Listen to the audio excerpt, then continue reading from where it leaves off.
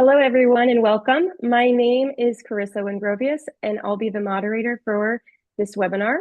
Thank you for joining us for the 14th webinar of the International Organization of Physiotherapists in Pediatrics, a specialty group of world physiotherapy. We're thrilled to have participants joining us from around the world today. The title of today's session is From Playground to Clinic Playground, Risky Play as a Health Promotion Tool in Pediatric Physiotherapy. We're honored to have an outstanding speaker on this topic, Dr. Andrea Sturm from Austria. Andrea Sturm is a physiotherapist, researcher, and educator based in Austria. Since 2005, she has worked clinically in neurology, pediatrics, and orthopedics, and is affiliated with the Health University of Applied Sciences, Tyrol, I think is the way you pronounce that. Yes. Andrea is a member of Physio Austria and the Environmental Physiotherapy Association. She holds a PhD and a master's degree in educational sciences from Inter-University Graz, as well as a master's degree in spiritual theology in interreligious process from the University of Salzburg. Andrea teaches professional ethics, mental health, and outdoor risky play online through Plus by Physiopedia and professional ethics at Zhejiang. Zhejiang? Zhejiang. Okay, very good. Medical College in China. Her research focuses on physiotherapists' everyday ethical experiences and ethical decision making across different cultural contexts, and she aims to expand her work into child health. Advocating for risky play, Andrea has spent several years educating parents, early childhood educators, health professionals, and policymakers at national and international levels.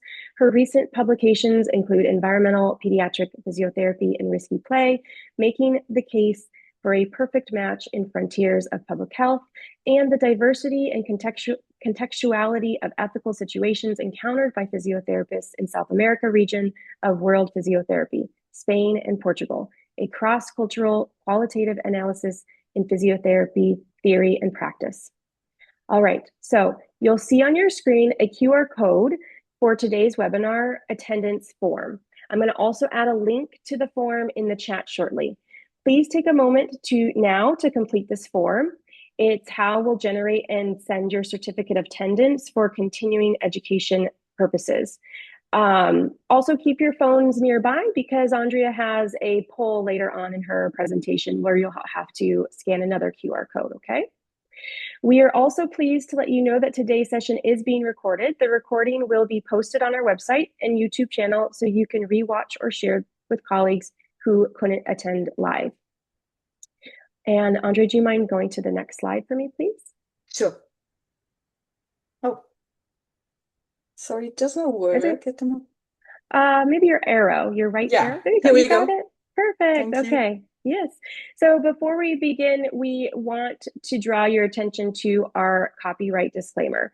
This material has been produced and communicated to you by or on behalf of the IOPTP. The material in this communication may be subject to copyright. Please refrain from copying or taking images or video footage of any material presented throughout this webinar. This helps protect the work of our presenters and ensures we can continue providing high quality content to you. So with that, it's my pleasure to hand things over to Dr. Sturm. Thank you so much, Carissa, for the kind introduction. I'm very pleased to speak to you about the benefits of risky play as a health promotion tool today. I discovered the concept of outdoor risky play already during my master's in educational sciences and enjoyed the freedoms of growing up in the outdoors already as a child by myself. So I was immediately infected by the idea of adopting this pedagogical stance also in my everyday practice. When the Australian Physiotherapy Association advocated for outdoor risky play as a response to the negative impacts of the COVID-19 pandemic lockdowns on children's health, I even felt more confirmed to be on the right track. As part of accident prevention initiatives for Sicheres Vorarlberg, which is a governmental institution with the agenda to avoid severe or deathly accidents or injuries, I run workshops on risky play for early childhood educators and give lectures for parents through the Catholic Educational Association of Vorarlberg here in Austria. Through professional articles, lectures, workshops, and webinars, I also introduce physiotherapists and other health professionals to this topic.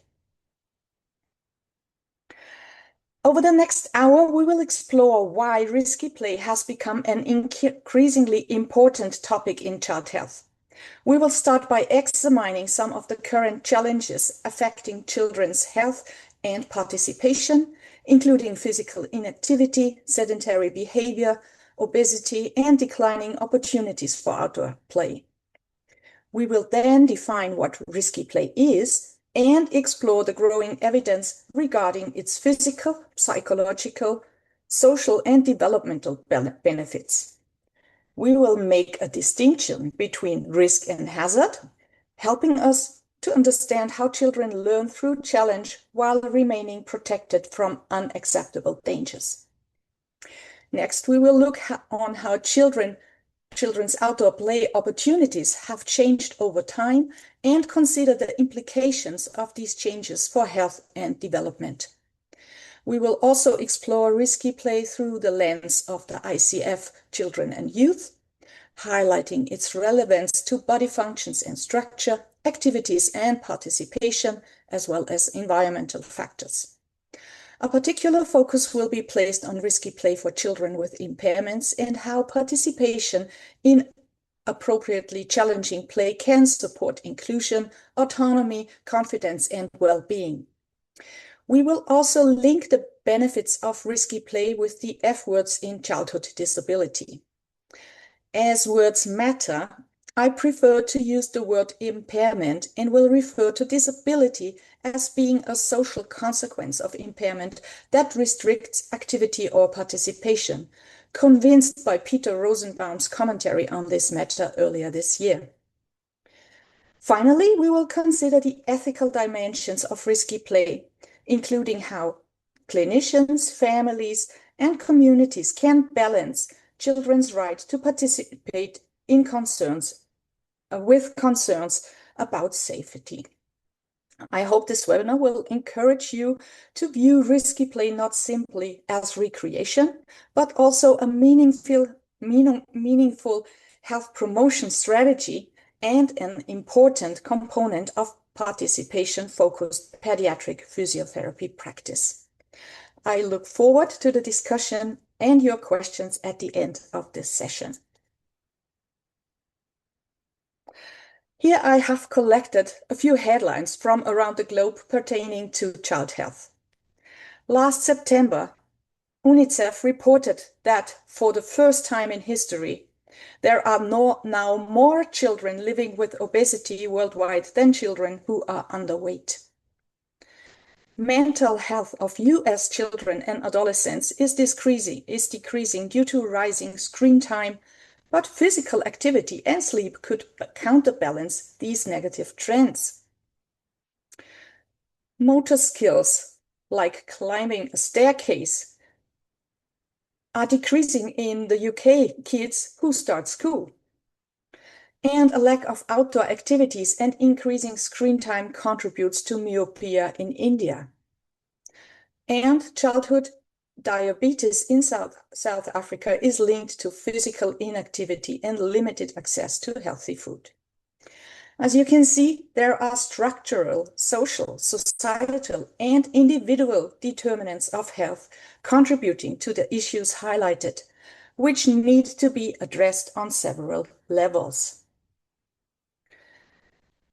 Worldwide, 80% of adolescents do not meet the WHO recommendation of 60 minutes of physical activity per day already before the COVID-19 pandemic.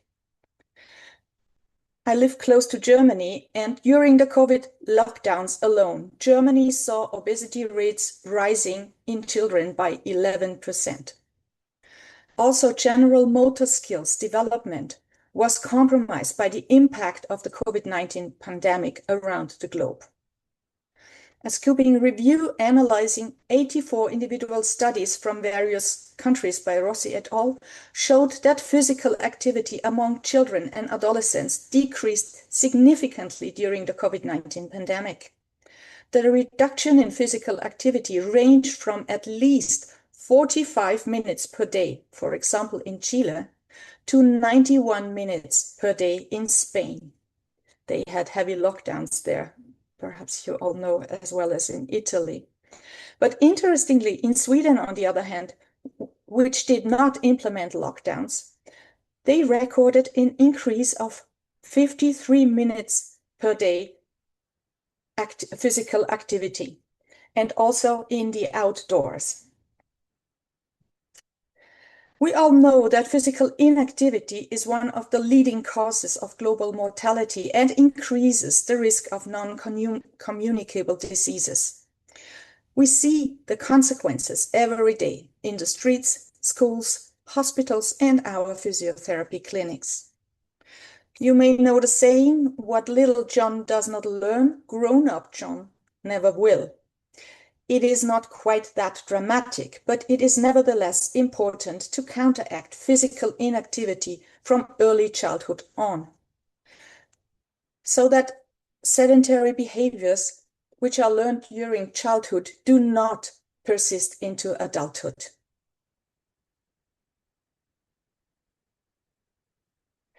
In this hot off the press study analyzed data from more than 87,000 US children aged 0 to 17 years and examined the relationship between weekday screen time and mental, emotional, developmental, and behavioral disorders. Compared with children who spend less than 1 hour per day on screens, children who spend 2 hours had 24% higher odds of a mental, emotional, developmental, and behavioral disorder. This increased to 58% higher odds at 3 hours and 130% higher odds at 4 or more hours per day. Of course, this study cannot establish causation. Children with developmental or behavioral challenges may also be more likely to engage in greater screen use. Nonetheless, the findings reinforce concerns that excessive screen exposure may displace activities that are fundamental for healthy development, including playful activity, sleep, and social interaction. Here's a brief reminder of how many minutes during a day children should be physically active according to the WHO. Preschoolers at minimum 180 minutes during the day, and children and adolescents from 5 to 17 at least 60 minutes a day, including aerobic and muscle and bone strengthening activities. And of course, recreational screen time should be limited where possible, and sleep is important as well. Oh, sorry.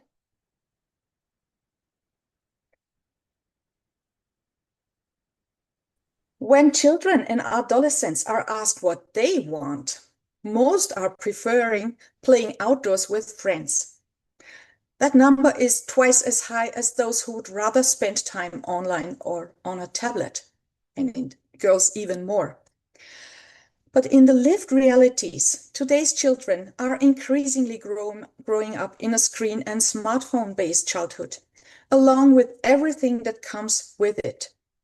Unnecessary snacking, lack of movement, and exposure to inappropriate content such as violence, cyberbullying, and pornography at times, all of these harming a child's health in specific ways. More and more countries are introducing social media bans for children and adolescents in order to prevent potential harm. What is interesting is that despite all we know about the many dangers children face within their own homes or families, not families in that case, but in their own homes, parents still believe that free outdoor play in nature is more dangerous for their children. But scientific evidence tells us a different story. and I can offer you today strong arguments and evidence for supporting another perspective. What exactly is meant by risky play? If you look at the picture here, you can already see that there is nothing boot camp-like, and children are not being forced to confront danger. Instead, they are trying something out and clearly having a great deal of fun. They are laughing. Perhaps it's difficult to see, but there are two girls in the back sitting up in the tree, which suggests willingness and a spirit of adventure. They engage in activities that involve risk, but through play, they are also practicing everyday skills and overcoming fears. Here you can see my son on a ladder in his grandmother's garden during the autumn apple harvest. And the two neighbor girls, one younger and one older than my son, are sitting halfway up the tree at a height of about 4 to 5 meters, laughing over at us. They climbed up there entirely on their own. When the girls climbed the tree, of course, my son immediately climbed the ladder too, that I had been using to pick apples, partly to impress the girls, but also he learned playfully climbing up and down a ladder safely after picking an apple himself. He decided where to stop, and he only climbed as high as he felt confident enough to get down again unaided. Risky play is defined as an exciting or thrilling form of play that involves a potential risk of injury, where children themselves decide which risks they are willing to take and how they want to use their bodies. Importantly, we talk about risks, not hazards, that children cannot recognize or assess. We will have a look at the differences a bit later. I would also like to emphasize that this form of outdoor play has always existed and can be observed across all cultures. Nothing revolutionary has been invented here. Rather, we now have extensive scientific literature and evidence demonstrating its significant benefits. Risky play is important for children's physical, mental, and social development and is highly effective for injury prevention because children learn to recognize and manage age-appropriate risks. Children with impairments also benefit from risky play as it promotes physical health, motor skills, self-confidence, and social competence. Risk-taking is a natural phenomenon in children's play and is linked to exploring the new and unknown. Children push the boundaries of what they can control.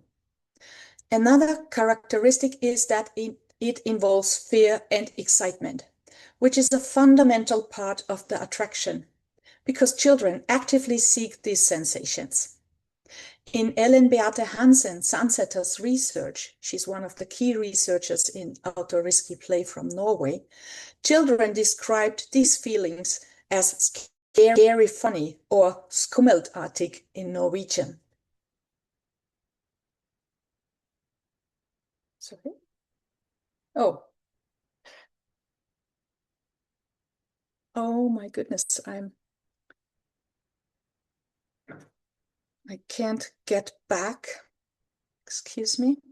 I just need to enter the slides on this way.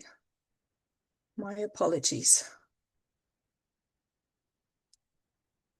Can you see the full screen here? Yes, thank you. As an educational concept, risky play includes 8 categories, among them playing at great heights, at high speed, with dangerous tools or elements, or engaging in rough and tumble play. It is also an educational mindset that trusts children to assess the limits and possibilities of their own abilities and to use their bodies accordingly. Let us now look in more detail at the individual categories of risky play. You can see here on the left the category great height with the related risk of injury from falling. And related activities are climbing, jumping from stable or moving surfaces, balancing over high objects, or dangling or swinging at great heights. I have prepared videos, but they did not work technically, so I will show you at the end of the session all videos at once. The next category is high speed, with the related risk of uncontrolled speed and pace that can lead to a collision with something or someone, including swinging, sliding, or sledging at high speed, running uncontrollably at high speed, as well as bicycling, skating, or skiing at high speed. The next category is dangerous tools, which can lead to injuries and wounds by cutting tools, knives, saws, axes, bow and arrows, and also strangulation tools count under this category, such as ropes, etc. Dangerous elements is another category where children can fall into or out of something, including cliffs, deep or icy water, as well as fire pits.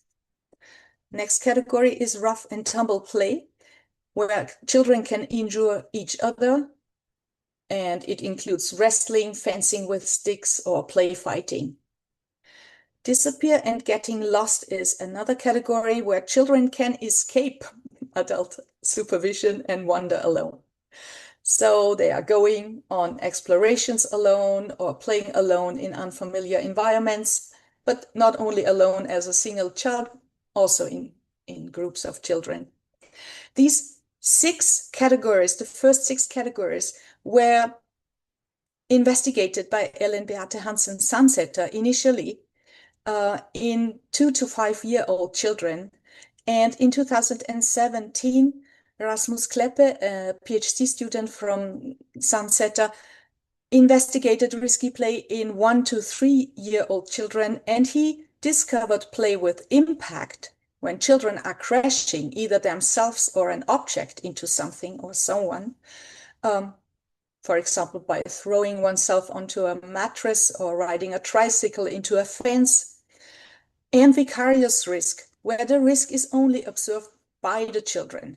So often you can see younger children watching elder children playing full of risk, and they have the same body sensations as the children who are playing by themselves.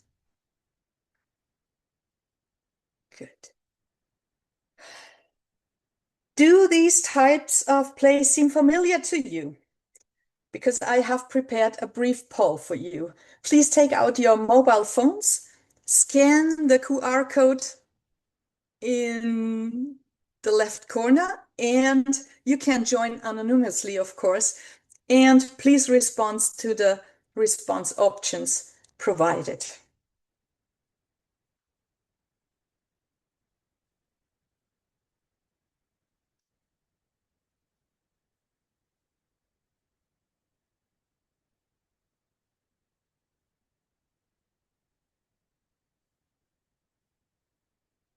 Oh, wow. Yes, often.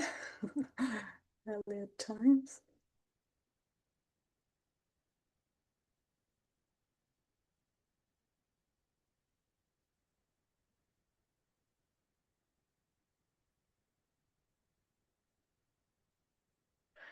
This is wonderful.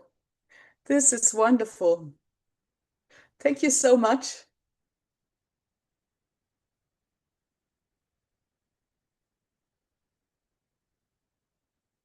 There is no one joining this webinar who was not allowed to play outdoors or risky. This is really encouraging.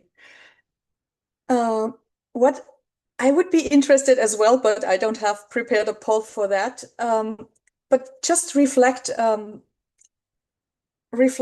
your own children or grandchildren. Are they also allowed to play freely outdoors? Just a brief reflection.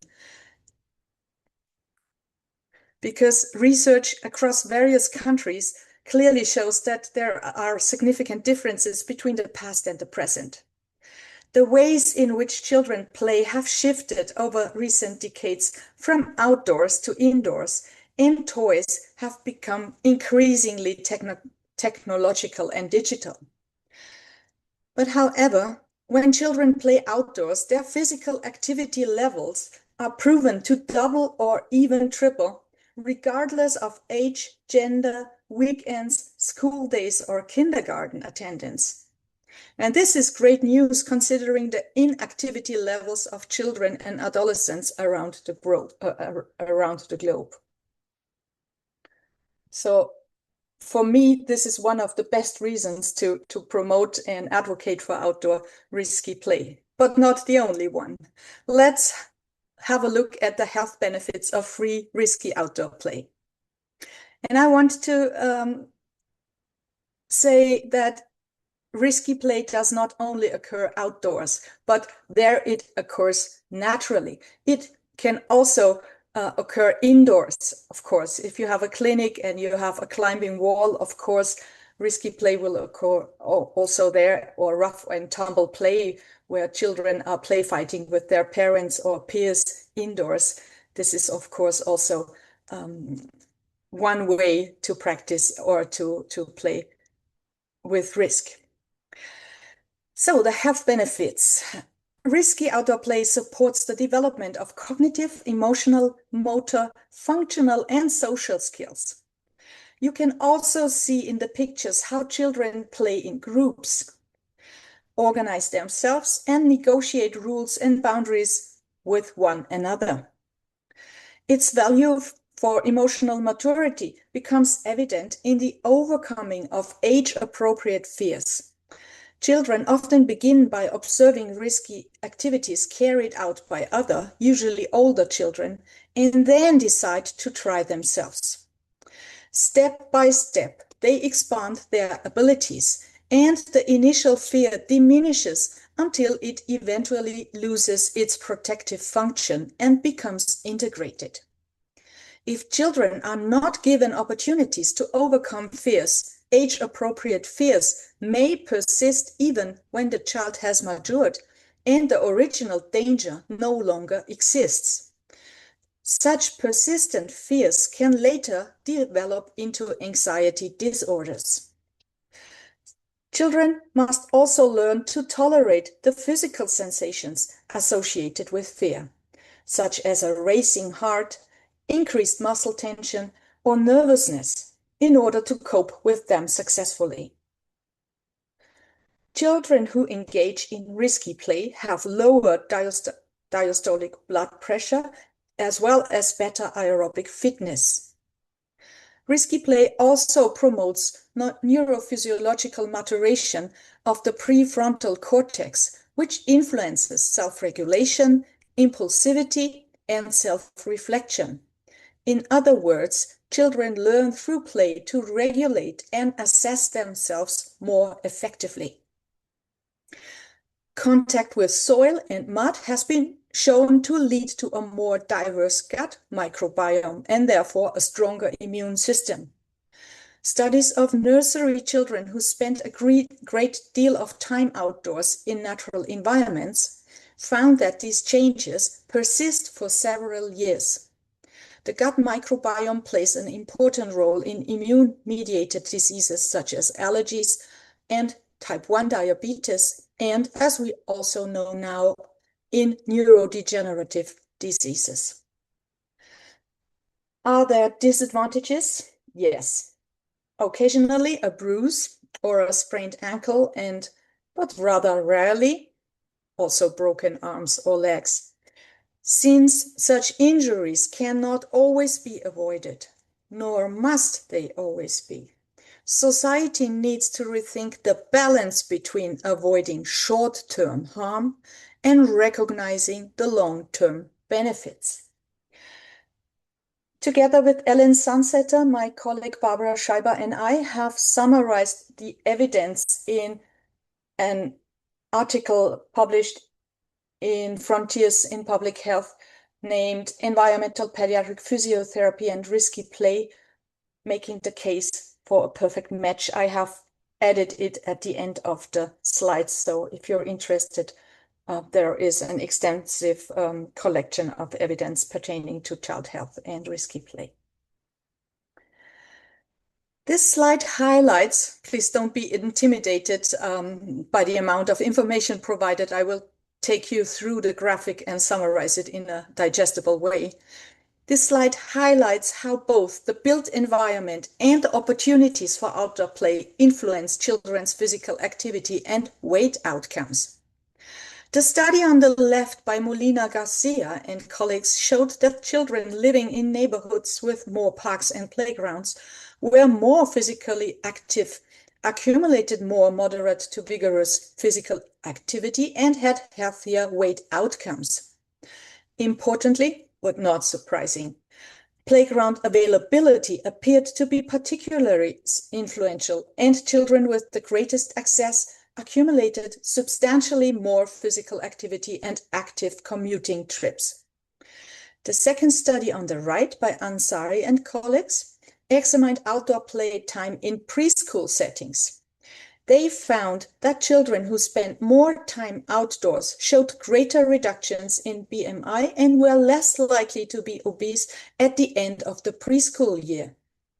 The strongest benefits were seen in children who were already obese, had limited outdoor opportunities at home, spent more time in front of screens, or lived in less safe neighborhoods. And a key finding was that approximately 60 minutes of outdoor play per day appeared to be a threshold for achieving the greatest benefits.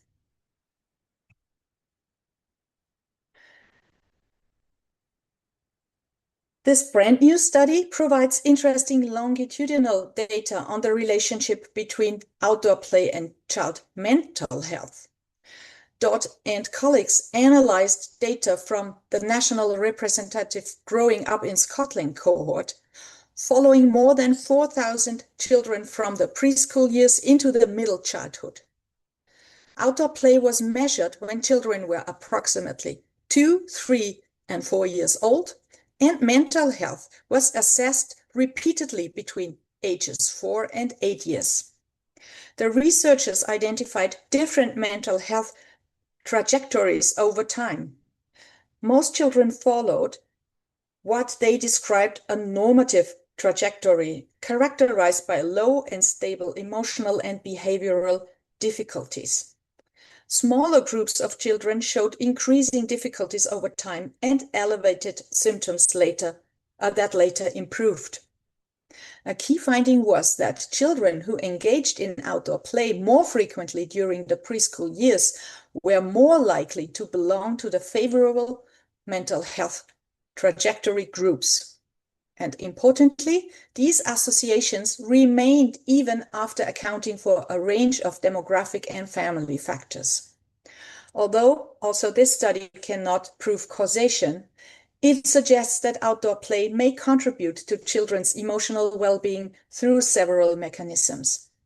Outdoor play encourages physical activity, social interaction, engagement with nature, independence, problem solving, and opportunities to experience manageable levels of challenge and uncertainty. In other words, outdoor play may provide children with everyday opportunities to develop confidence, resilience, emotional regulation, and coping skills.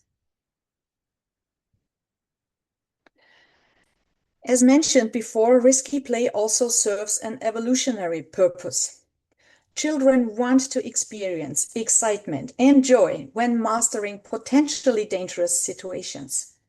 In doing so, they overcome age-appropriate fears that initially protected them, but later become unnecessary in different contexts. Risky play strengthens a sense of belonging and prepares children playfully for dealing with real dangers and risks, which is one of the best forms for injury prevention available. I would like to distinguish between risk and actual danger within the context of risky play. Risky play differentiates risk which is understood as a situation in which a child can recognize and assess a challenge and choose how to respond to it. A negative interpretation of risk has led many people to treat risk and hazards as synonymous. But risk is not necessarily negative. It can also be defined as a situation in which we must choose between alternative courses of action without knowing the outcome. And how often in life do we face such situations? Every day. Through risky play, children acquire coping mechanisms for dealing with risky situations by using playful methods to assess and manage risks and by adapting to failure and unfavorable outcomes. They learn how to cope with failure and negative consequences of their decisions and build resilience and self-confidence. Research shows that even young, very young children are capable of assessing and managing potential risks when playing outdoors in natural environments. Children as young as 4 or 5 are able to weigh positive and negative consequences when making risky decisions during play. A hazard, by contrast, refers to a danger in the environment that could seriously harm a child and lies beyond the child's ability to recognize it. Risks that may constitute hazards are therefore removed from play environments in consideration of the child's age, developmental stage, and physical abilities. Nevertheless, there are situations in which hazards cannot be eliminated. In some parts of the world, children grow up in war zones where landmines could pose a severe threat to their lives, or others may live in regions with dangerous or wild animals or venomous animals, as well as extreme weather conditions such as intensive heat or cold, or long-term health risks from sun exposure and air pollution. Increased traffic or violence in the neighborhood could also restrict children's freedom to play outdoors safely.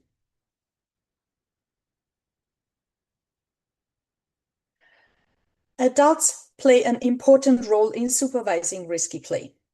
Greater levels of supervision are associated with lower injury rates.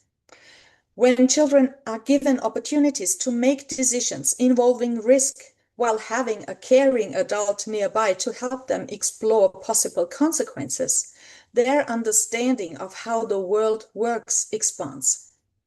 This supports their development into independent and capable decision makers. And the way that adults supervise children, they vary between cultures and is influenced by them. Notably, supervisors' perceptions and evaluation of risks affect children's willingness to take risks in play. But not only that, children can better access the experiences of if opportunities are available and supported by adults. Smith and colleagues examined caregivers' attitudes towards risky play in Britain, and the researchers found that caregivers generally reported greater acceptance of risky play for boys than for girls. And this finding highlights the influence of social and cultural expectations. Even when children having similar abilities and interests, the opportunities they are offered may differ according to gender. Ma and colleagues explored the relationship between caregiver psychological distress and attitudes towards risky play. They used data from 2 nationally representative British surveys and found that caregivers experienced greater psychological distress when they experienced, greater psychological distress. They reported a lower tolerance for risky play and more protective attitudes towards children's play experiences. This does not imply that parents are preventing play intentionally. Rather, it highlights how stress, anxiety, and broader life circumstances can influence perceptions of safety and risk. And taken together, these studies suggest that children's opportunities for risky outdoor play are shaped by more than their abilities or preferences. They are also influenced by caregivers' beliefs, well-being, social norms, and expectations. And for us pediatric physiotherapists, this is highly relevant. Promoting participation may involve supporting parents as much as supporting children. Conversations about risk, challenge, safety, confidence, and capability can help families feel more comfortable enabling adventurous, risky play. What else shapes risk perception? Perceptions of risk are shaped by society and culture. We have heard that. And the more developed and industrialized a country or a region becomes, the more risk averse it tends to become as well, including rising tendencies for a culture of litigation. Declining in opportunities for children to play outdoors can be summarized to time, because of a curriculum without nature, for example, time-poor parents or lack of play opportunities. Fear, for example, danger from strangers, dangerous roads or risk-averse culture. Space, because of shrinking green or blue areas or access to it. And technology, due to increasing screen time and more technical advanced toys. Children incorporate the roles and activities of their culture into their play. Children's play in every culture reflects the values and customs of their communities and therefore can be understood as a socio-cultural phenomenon. Growing concern for child safety was already described at the end of the 20th century as a characteristic of modern societies. Alongside increasingly overprotective parenting, perceptions of childhood itself have also changed. The understanding of children as resilient and capable has increasingly been replaced by the image of the vulnerable child who must constantly be protected, although this does not apply equally to all children and cultures. Interestingly, the United Nations has identified an excessive focus on safety and insufficient access to nature as threats to child's free play. So it is also recognized in a general comment on the implementation of Article 31. The value of risky play becomes more and more recognized also by pediatric societies, who have published several position statements in the last 2 years. These include the Canadian Pediatric Society, Play Australia, and the Australasian Society for Developmental Pediatrics. And I think this is really encouraging and also backing up our own decisions and inclusion of risky play into pediatric physiotherapy. There are more and more compelling reasons to support free and adventurous outdoor play for children and to preserve or recreate the conditions that make it possible.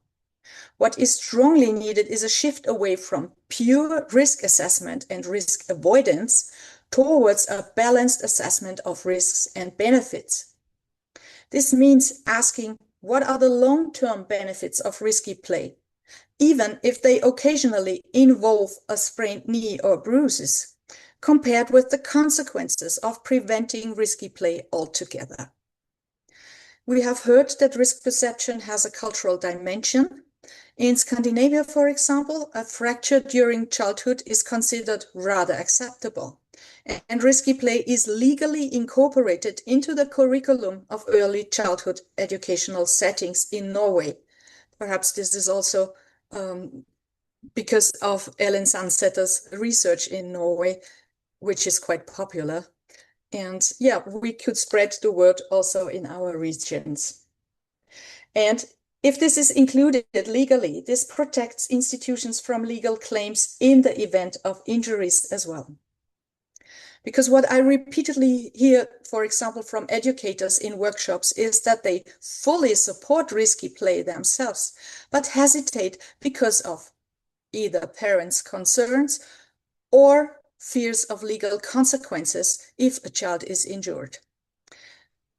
And as I said, perhaps the position statements of pediatric societies contribute also to a global paradigm shift on this matter.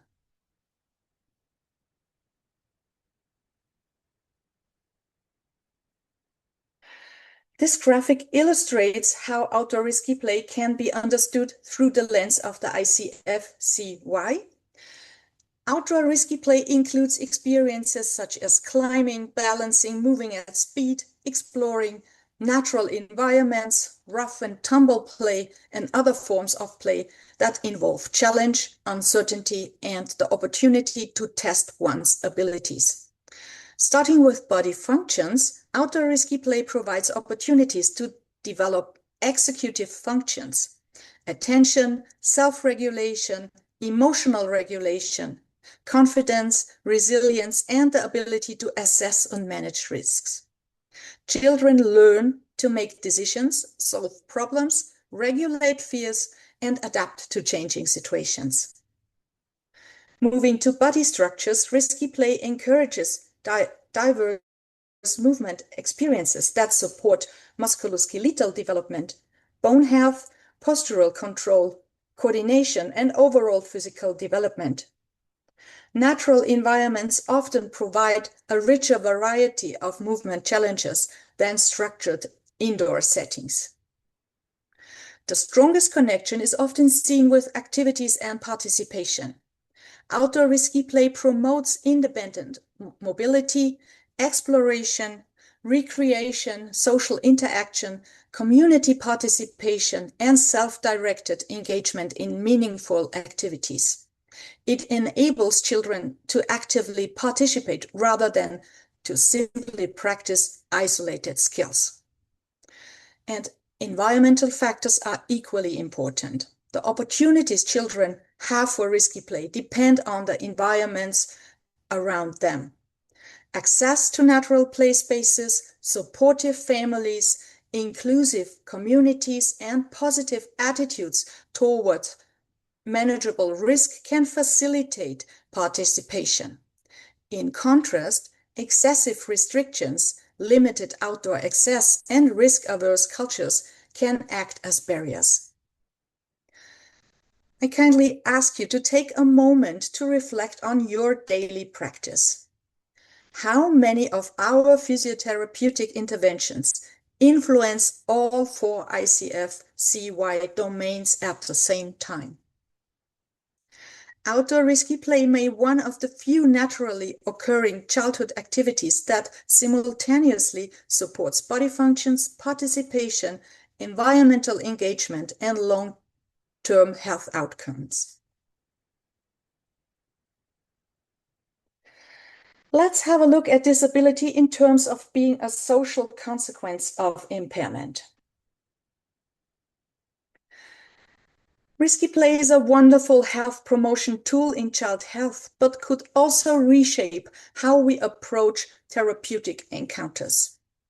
I would like to introduce you to some food for thought from a 2021 study by Waterworth et al., investigating the experiences of civil rights of children with impairments receiving physiotherapy in New Zealand.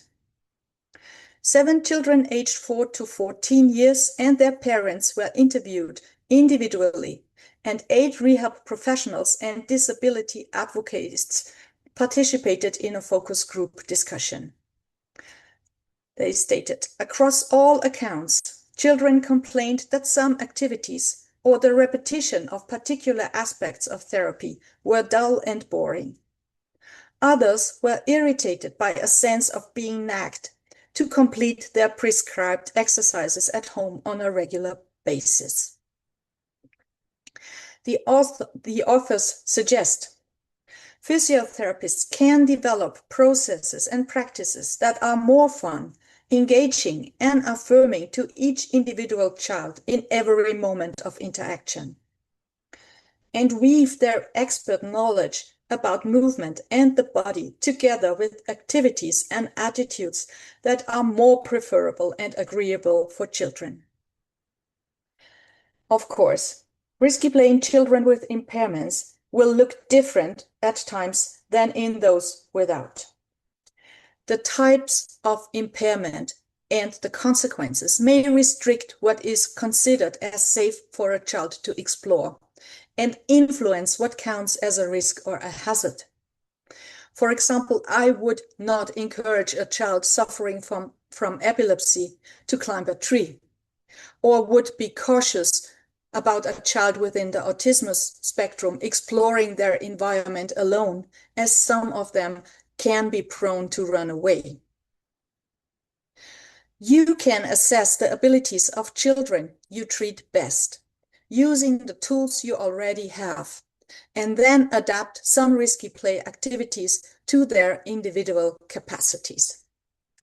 I will share an example of my own practice, working with a child aged 13 months old when I started working with him with left-sided type 3C fibular aplasia, who was referred to physiotherapy due to delayed motor development.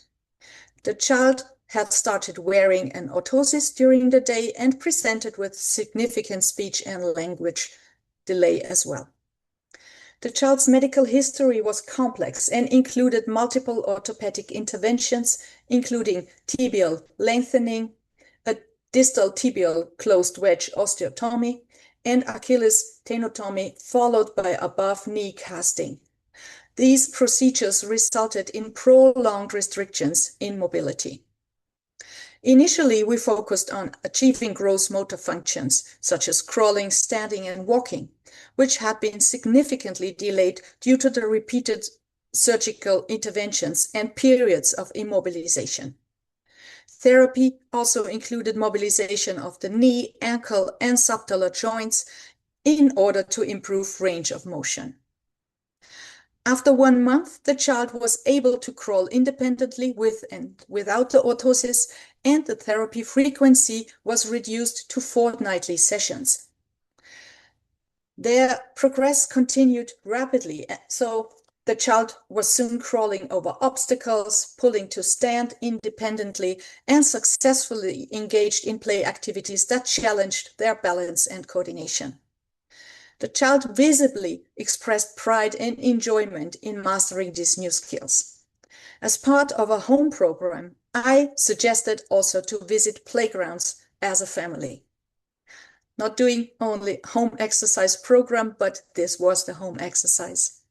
The family began spending more time outdoors and discovered an adventure playground located on the edge of a woodland area. And the child was now approaching 3 years of age, enthusiastically embraced these increasingly challenging play opportunities. The mother reported you could not take him home after playing because he wanted to stay there. It was so much fun and it was so exciting and new, and he was so proud. And holding on for support when necessary, the child balanced across rope structures, climbed onto large rocks, and explored elevated wooden platforms and climbing frames. And importantly, what the mother also reported, the child selected their own challenges and determined which activities they felt ready to attempt, which were often beyond the comfort zone of the mother. But she adopted a stance, a pedagogical stance, to let him explore. As confidence and competence increased, formal home exercises became less important, and the therapeutic focus shifted towards encouraging regular engagement with natural environments and their rich movement opportunities. Motor development accelerated further, accompanied by remarkable gains in speech and language as well. So the child also became easier for parents in their playgroup to understand and appeared increasingly confident in social interactions. Having spent much time of early childhood limited by surgery and immobilization, This child really approached new experiences with enthusiasm and determination, almost if it was making up for the lost opportunities before. So you could see I matched approaches and tried to support the child to have as much fun as possible and exciting opportunities wherever I could support this.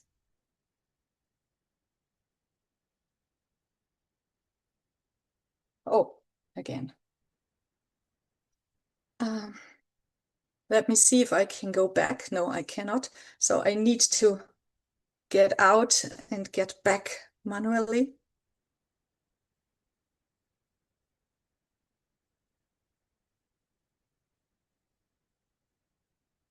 Here we are.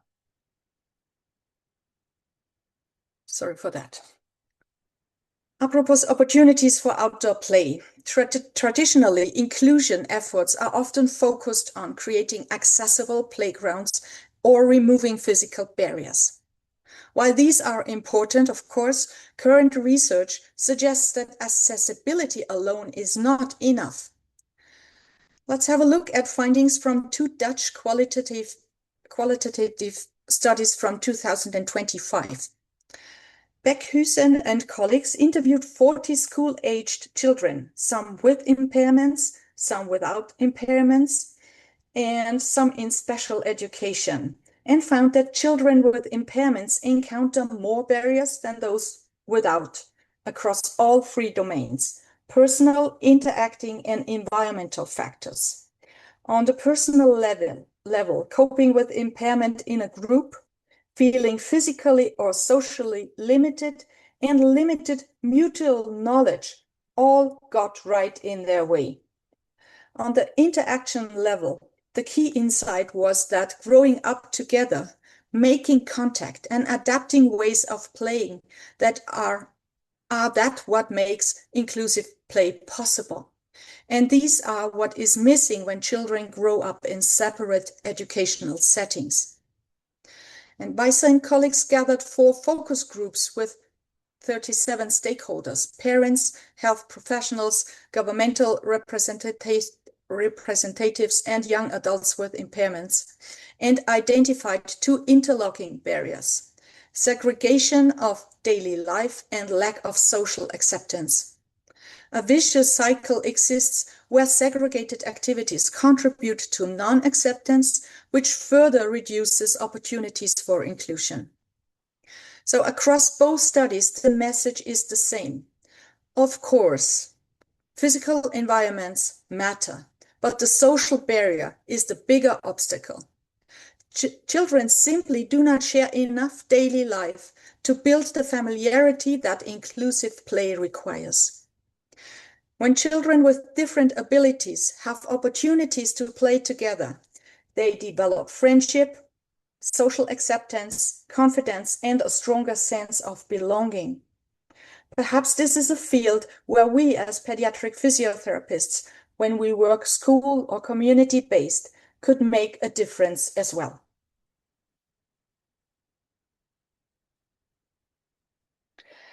As promised, I also show you how outdoor risky play can support each of the 6 F words in childhood development. Let's begin with function. Risky play provides rich opportunities for children to develop strength, balance, coordination, endurance, motor planning, and physical literacy. Through repeated movement experiences, children learn what their bodies can do and become increasingly competent movers. Moving over to fitness, outdoor risky play often involves vigorous physical activity. Children climb, run, jump, carry, pull, and explore for extended periods of time. These activities contribute to cardiovascular fitness, muscular strength, bone health, and lifelong physical activity habits. The next F word is fun, which is perhaps the most obvious. Children are naturally drawn to challenge, excitement, and adventure.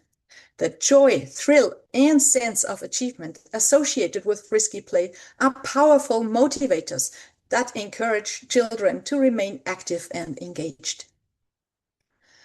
Friends are another important component. Risky play frequently occurs in social settings where children negotiate rules, cooperate, solve problems together, manage conflict, and support one another. These experiences contribute to social competence, confidence, and a sense of belonging. Looking at family, supportive families play an important role in enabling risks and risky play opportunities and enjoy this time together.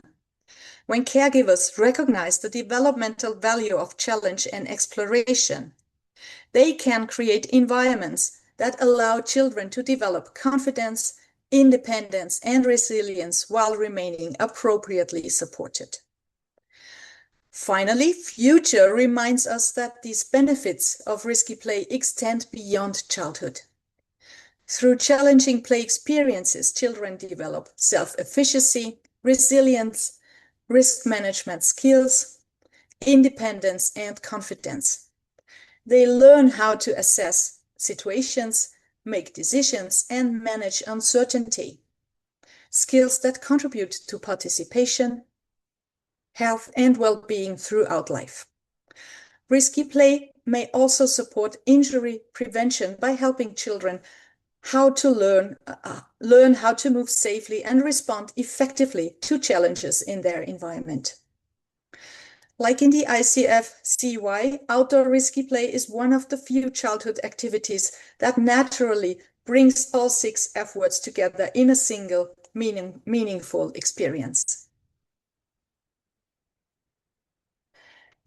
And last but not least, let's explore briefly the ethical dimensions of risky play.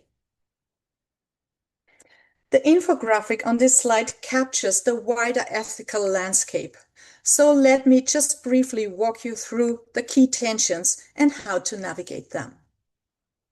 The central challenge is balancing 2 legitimate obligations: protecting children from harm and allowing them the risks they need to develop.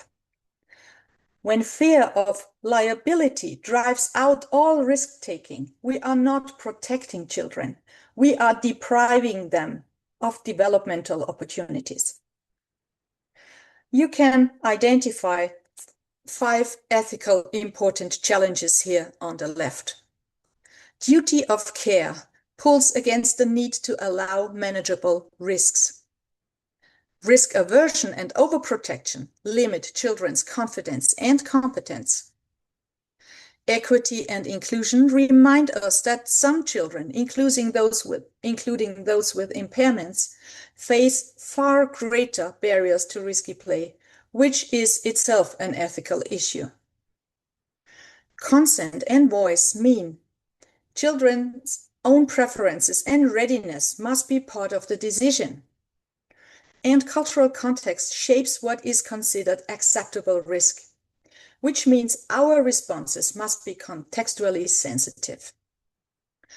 On the right side of the graphic, you can see how to balance these responsibilities in practice.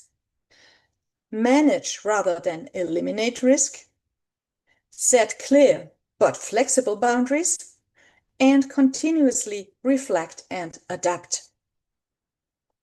The framing that I find most useful and which runs through Qualnes and Sunsetter's book on ethics and also the work of Mariana Brusoni and colleagues from the Outside Lab in Canada is that the goal is not as safe as possible, but as safe as necessary.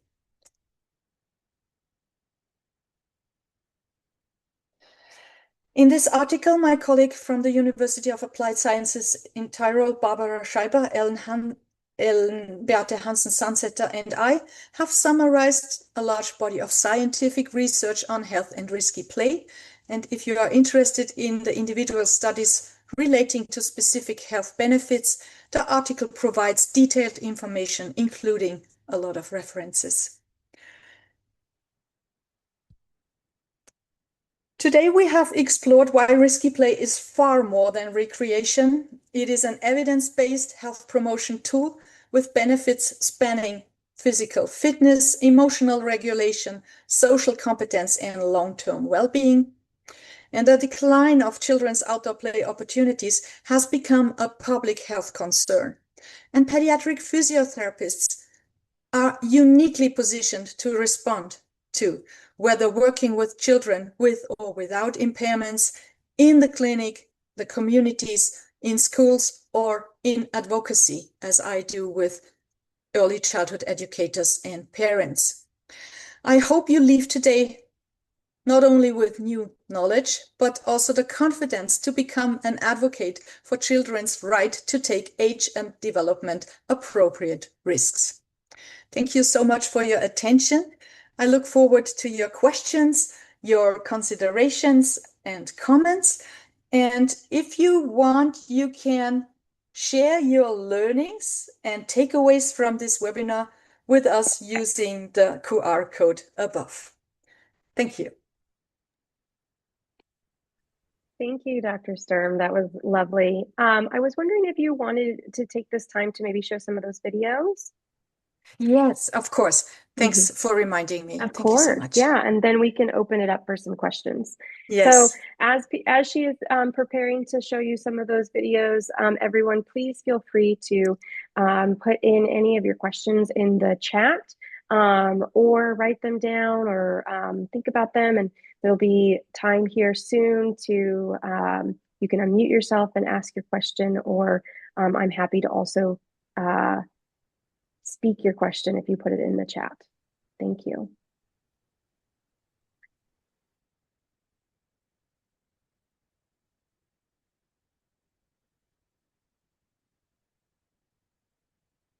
So can you see the first video? Yes. This is dangerous elements. You can see here very cold water. It's not steep, but this is my son. We were always doing, we said we are going on expedition on Saturday mornings, and we explored the environment around us. And here he decided that he wants to jump over this tiny river. And he was negotiating with me if it would be probably too broad. I said, yeah, well, here you could try over there. It might be too broad. And he said, no, I will try. And he explored himself, and he had a lot of fun. It must not be the sea or a big lake where they are playing by. It can also be a tiny river, because, children in that age can also drown in such tiny rivers. So it is a risk that he was taking when he was 3 years old. And yeah, this is an example for that. I will stop sharing and go to the next video. Please give me a moment.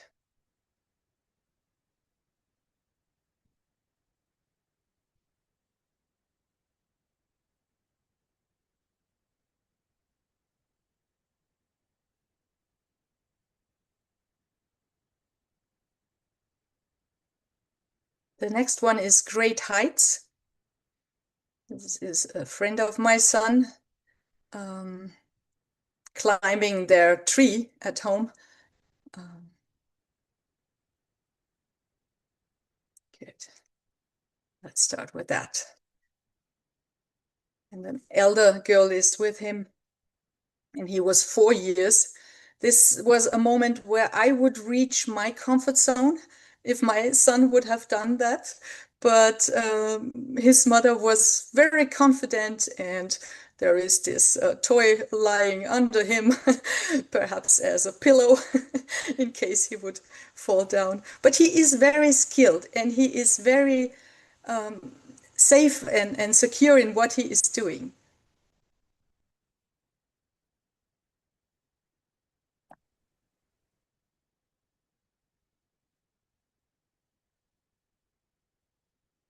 So I'll show you the next one.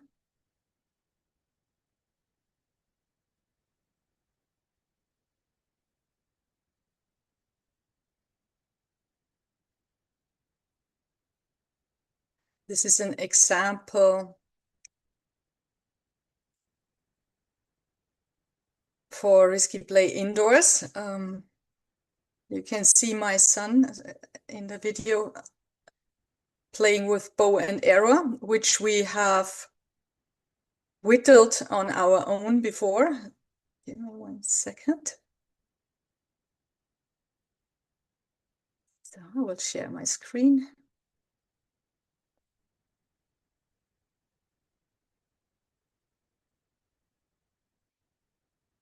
So.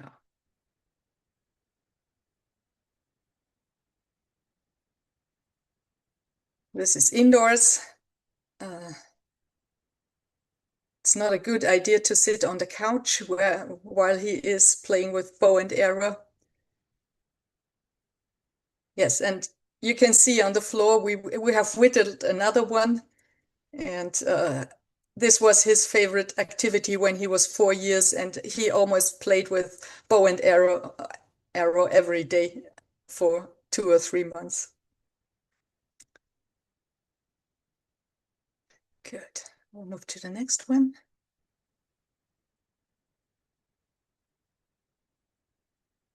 This will be high speed, and you will see children riding their bike.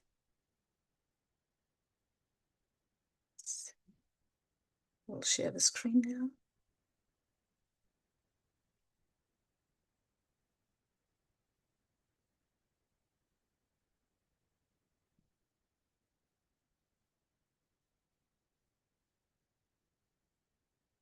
I've recorded this on a pump track. This is in our region a famous place for children to be. They drive there with their scooters, they ride their bikes, they are negotiating where they could drive, they are warning others, telling them, attention, I'm coming. So they are learning for real life. And yeah, it's also risk-taking in a playful way. Good, I have one last one.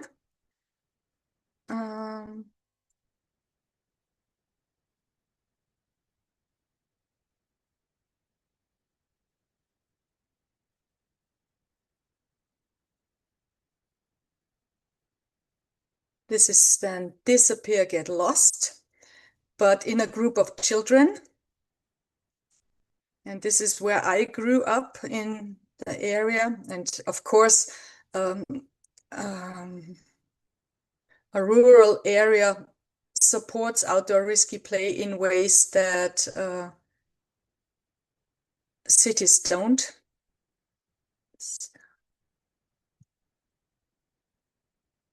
This is the entire neighborhood on the way in the evening, on scooters, running, the 3-year-old with the 10-year-old on the scooter, and having a great time outdoors.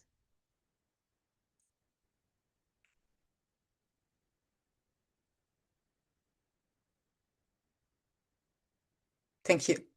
Good. Wonderful. Thank you so much for sharing those videos. I think it definitely provides more context as to what you were talking about and giving real life examples. So we do have a comment in the chat that I wanted to share with you. Barbara Connolly says, the parent's reaction to falls, it seems to have minor impact on child's reaction and participation. Love when young can have a major impact, can have a major impact on child's reaction and participation. Love when young children or a young child is able to say, I'm okay, just after a mishap during risky play. Yeah. Yeah, sure. Go ahead. Yeah, did you have any comments with that?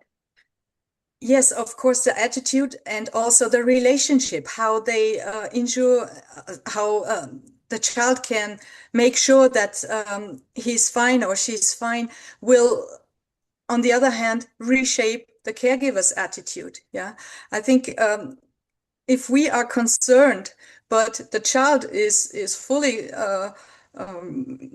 confident with falling down, and we learn from the child, this also reshapes our attitude as well.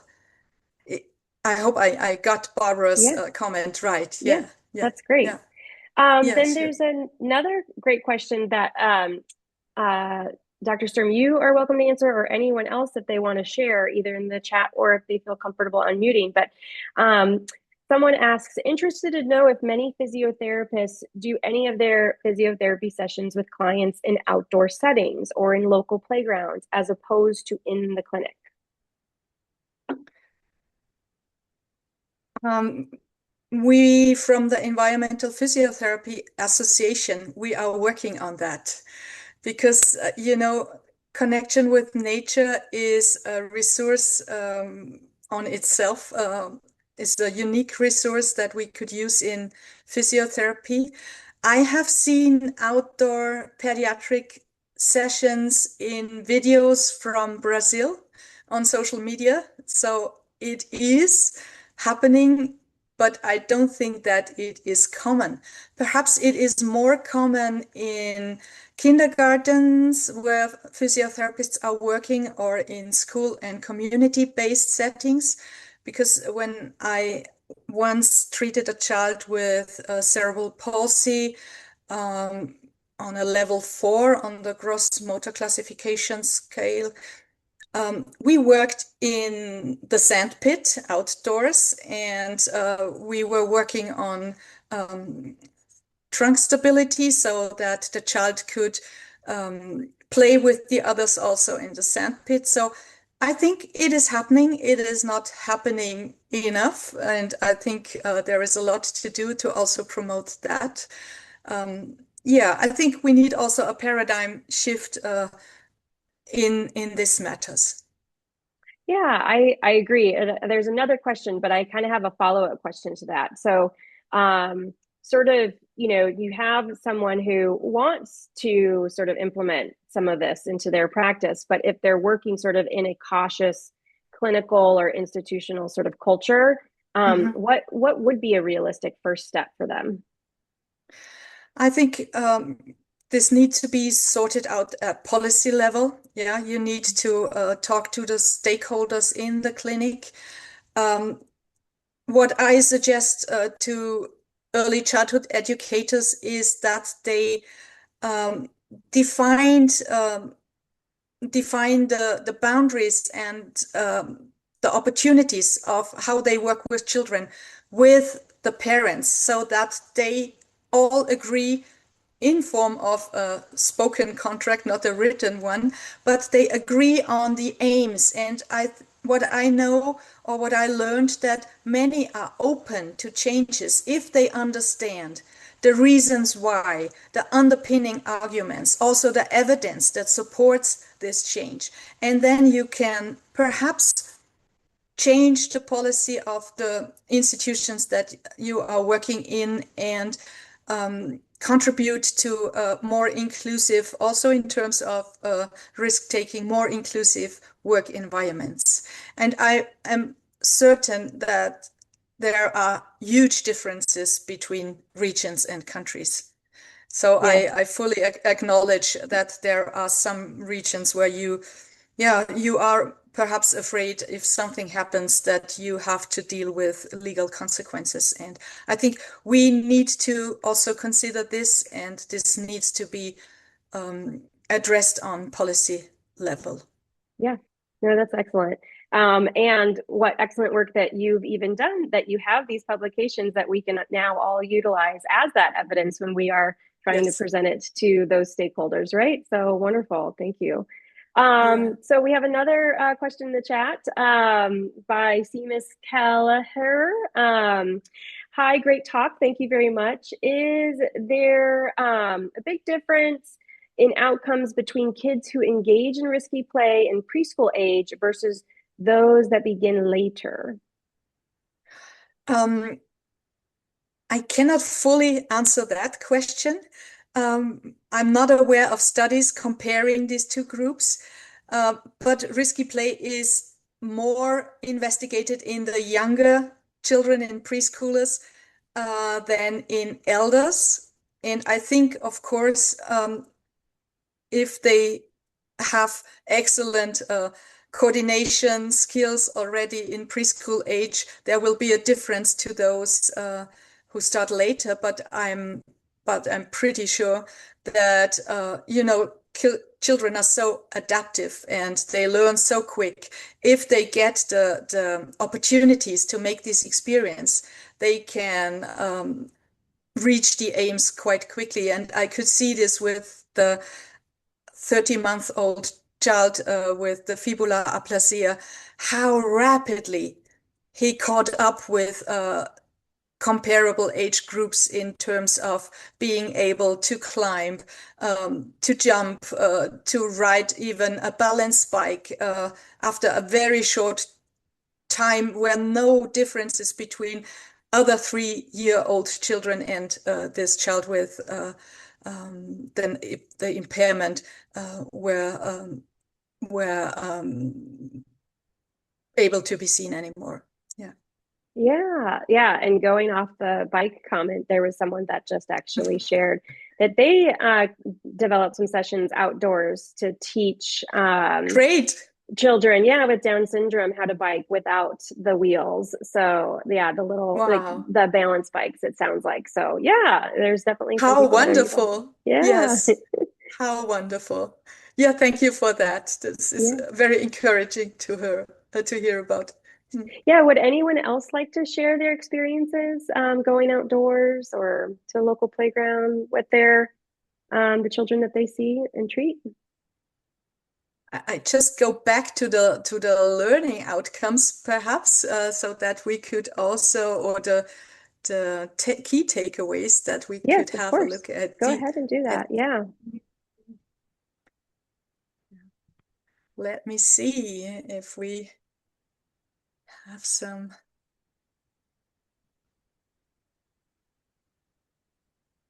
Yeah, all health benefits, difference between risks and hazards, safe as necessary. They love the phrase as safe as necessary. Wonderful. Thank you for sharing also your Yeah, that was learnings. wonderful. Thank you. I have another question. Yeah. So how do you talk to parents who are genuinely like sort of frightened about kind of doing more risky play? Like, is there a framing that you found that moves the conversation forward rather than like sort of triggering sort of defensiveness?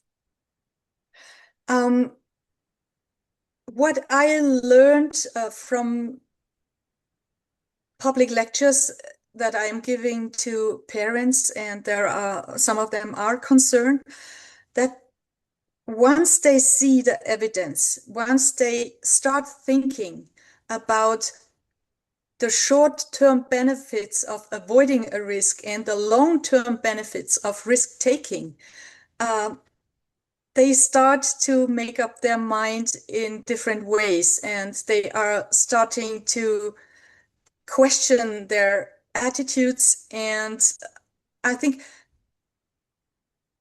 people are intelligent and they want the best for their children. And once they understand this difference between allowing children to take risks and benefit in the most or in the best possible way for their overall development, the moment I have never seen someone who is not convinced by the facts and this does not mean that it is easy to overcome their own priming and their own conditioning. Yeah, this also needs to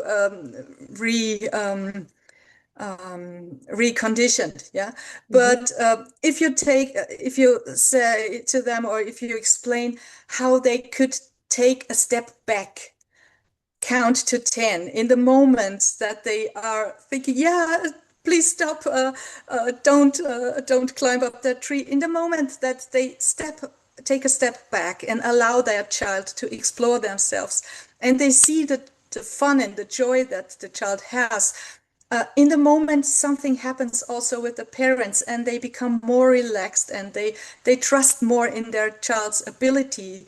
And I think this is a process that we could support.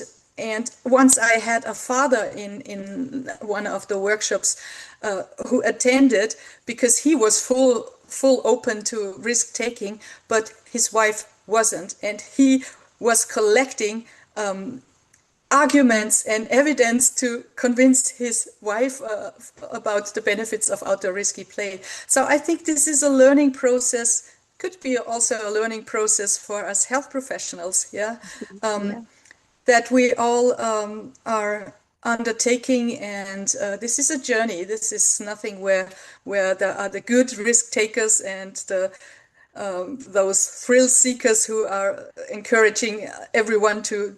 Now, we need to learn from the children. We need to learn as adults from each other, educators and therapists, and also parents. And I think this is something that we can resolve through communication and by providing evidence that we have. And yeah, Yeah. that's what I think, yeah, is Yeah, that's important. amazing. And I love being able to just tell the parents, at least like giving them some, sort of concrete action that they can start with. Yeah. And that is like, just take a pause, just count to 10, Mhm. and kind of reflect on whether or not Mhm. this is something that they can do, right? So we have reached basically the end. There's one comment I wanted to read to you by Sophie Wist in Switzerland. I work in a specialized school for children with handicap. One of my priority is that they can use the playground. Oh, my AirPods just switched over, so hopefully you can still hear me. One of my priorities is that they can use the school playground. So yes, we go a lot outside. I think it's common practice in a lot of schools in Switzerland. So thank you so much for this presentation. Judy Colclo had to leave, but also said that she looks forward to reading your paper, and it was a great presentation. So what I'd like to do to make sure that we end it properly is, Dr. Sturm, do you mind putting up that first slide again with the QR code for certificates of attendance? Sure, sure, of course. Thank you.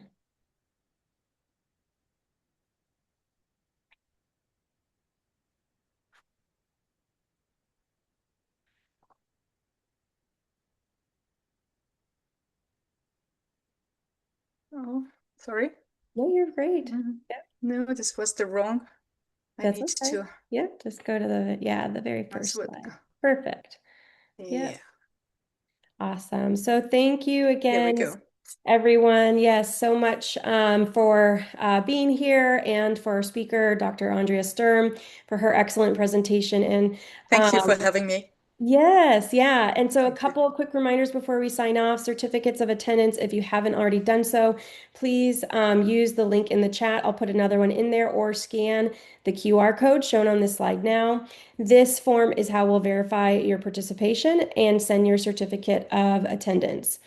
Today's webinar has been recorded. The recording will be posted on our website and YouTube channel in the coming days, so please feel free to share the link with colleagues who might benefit from this content. And on behalf of the IOPTP and the entire webinar planning team, thank you for attending and for your continued engagement in our webinars. We look forward to seeing you at our next event. Thank you. Thank you. Bye.